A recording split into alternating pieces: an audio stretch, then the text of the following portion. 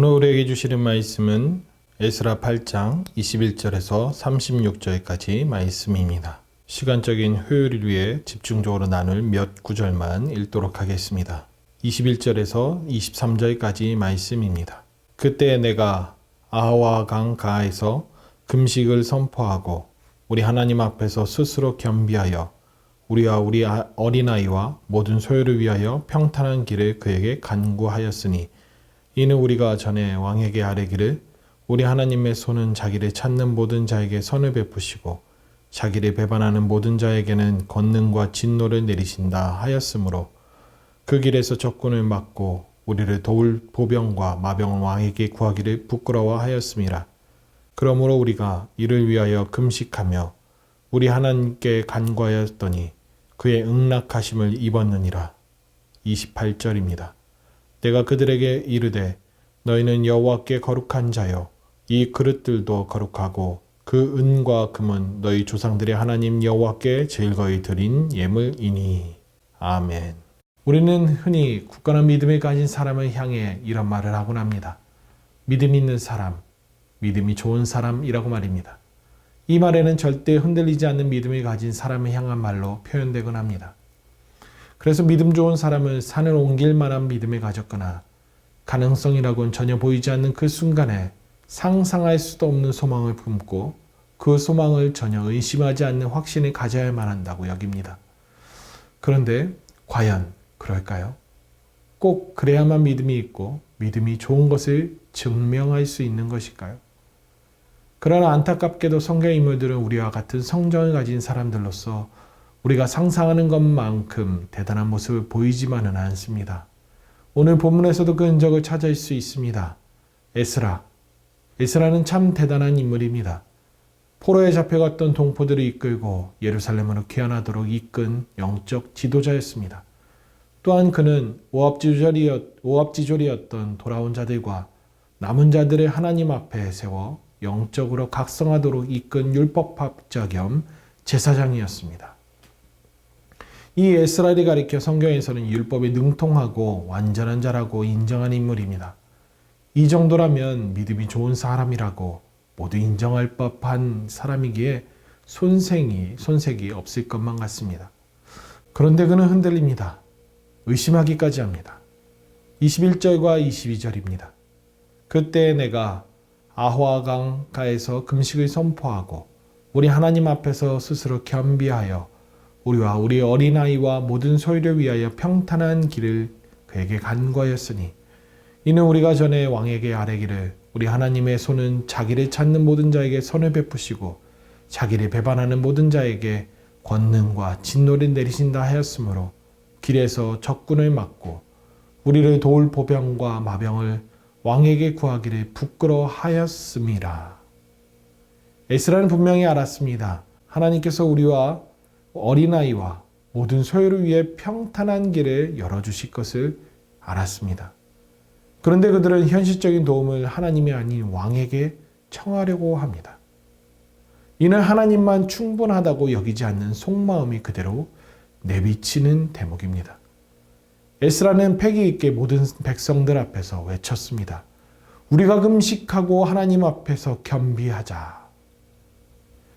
자기만이 아닌 온 백성이 그리하도록 선동하여 모두가 금식하고 겸비를 하도록 이끌었던 것입니다.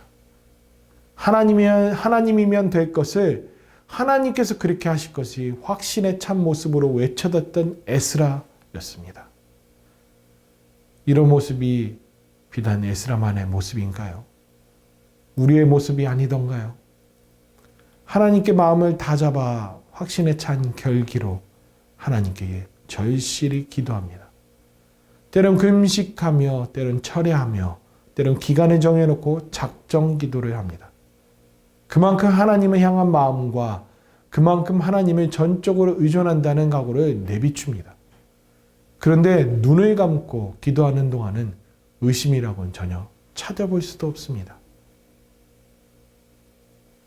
그런데 눈을 뜨면요. 일상을 살다 보면요.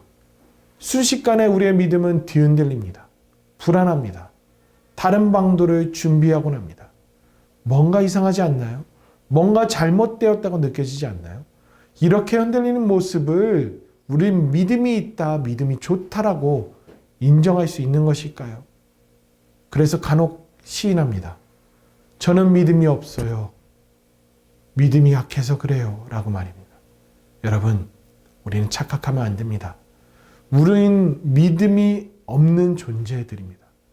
믿음은 우리의 소유가 아니라 하나님께 있습니다. 믿음의 주체는 우리가 아니라 우리 하나님의 소관입니다. 우리 믿음은 흔들리는 게 당연합니다. 우리 하나님께서 믿도록 역사하셔야만 우리는 믿는 자가 된다는 사실을 우리는 분명히 기억해야 합니다. 그래서 성경은 믿음을 가리켜 인내하는 거라고 말씀합니다. 히브리어로 믿음은 에무나, 즉 견디는 것입니다. 하박국 선지자가 말합니다. 의인은 믿음으로 말미암아 산다라고 말입니다. 이 구절의 본 의인은 흔들리는 그 순간일지라도 믿음으로 견디며 사는 것이다 라는 말입니다. 여러분, 여러분의 믿음을 신뢰하지 마십시오. 하나님을 신뢰하십시오.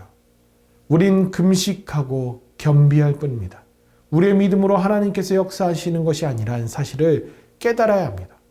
우리가 기도해서 하나님께서 역사하시는 것이 아닙니다. 하나님께서 우리의 기도를 들으시고 하나님께서 원하셔서 하시는 것입니다. 우린 여전히 연약하며 금식하며 겸비하며 매달림 뿐입니다. 그 사실을 기억해야 합니다. 그래서 23절에서 말씀하죠.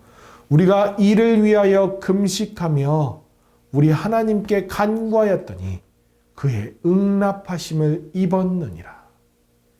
에스라는 분명히 알았습니다.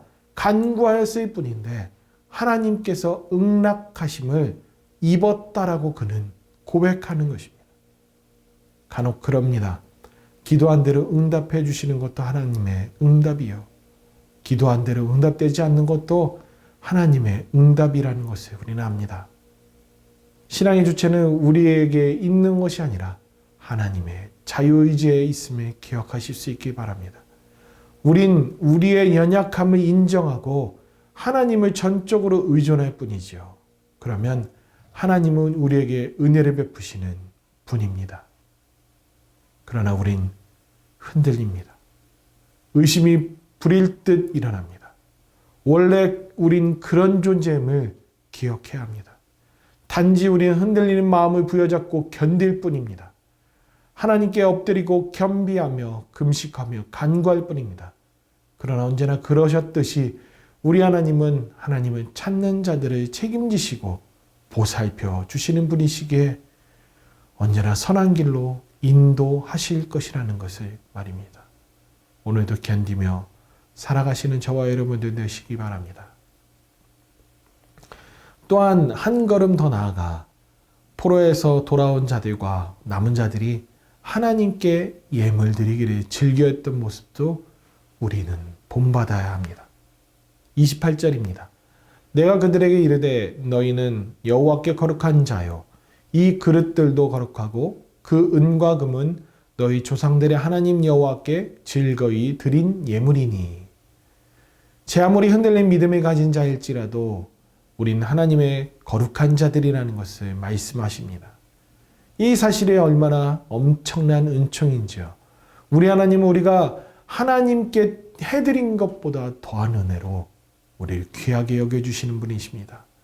이 사랑을 맛보고 이 은혜를 누려본 자들은 다음 구절처럼 행동합니다. 하나님 여호와께 즐거이 드린 예물이니.